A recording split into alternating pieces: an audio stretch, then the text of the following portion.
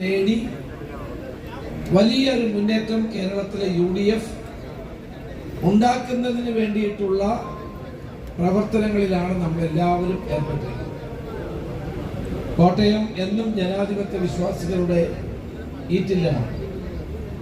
ഇവിടെ 4 തവണ മത്സരിക്കുകയും 3 തവണ പാർലമെന്റ് അംഗവുമാകുകയും ചെയ്യാൻ അവസരമുണ്ടായിട്ടുള്ള ഒരാളാണ് ഞാൻ. കോട്ടയത്ത് ജനങ്ങൾ എന്നും ജനാധിപത്യ മുന്നണിയെ, ഐക്യ ജനാധിപത്യ മുന്നണിയെ പിന്തുണച്ചിട്ടുള്ള ചരിത്രമാണ്. അത് ഈ നിയോജകമണ്ഡലത്തിൽ ഇവിടെ ശ്രീ തിരുവഞ്ചൂർ ചൂണ്ടിക്കാണിച്ച പോലെ എല്ലാവർക്കും സമ്മതനായ, എല്ലാവർക്കും തൃപ്തിയുള്ള ഒരു സ്ഥാനാർത്ഥിയാണ് ഐക്യ ജനാധിപത്യ മുന്നണിയുടെ സ്ഥാനാർത്ഥിയായി Kerala Congress chairman Shri PJ Joseph പ്രഖ്യാപിച്ചത്. അദ്ദേഹത്തിന്റെ സ്ഥാനാർത്ഥിത്വം വന്നതോടുകൂടി തന്നെ പ്രവർത്തകരിലും ജനങ്ങളിലും വലിയൊരു ആവേശമാണ്. ആ ആവേശം നിലനിർത്തിക്കൊണ്ട് മുന്നോട്ട് പോകും. രണ്ടാമത്തെ ഘട്ടത്തിലാണ് നമ്മൾ തെരഞ്ഞെടുപ്പ്.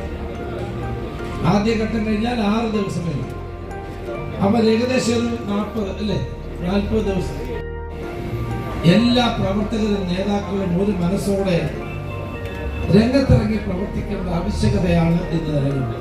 കേരളത്തിൽ നമുക്ക് വളരെ അനുകൂലമായ രാഷ്ട്രീയ സാഹചര്യം. കേന്ദ്രത്തിലെ നരേന്ദ്രമോദി ഗവൺമെന്റിനെതിരായ വികാരം അതിശക്തമാണ്. പ്രചരണ കോലാഹലങ്ങളല്ലാതെ മറ്റൊന്നും നരേന്ദ്രമോദി ആഗ്രഹിക്കുന്നില്ല. അല്ലെങ്കിൽ ജനങ്ങളെ കബളിപ്പിക്കുന്ന പ്രവർത്തനം മാത്രമാണ് ജനങ്ങൾ.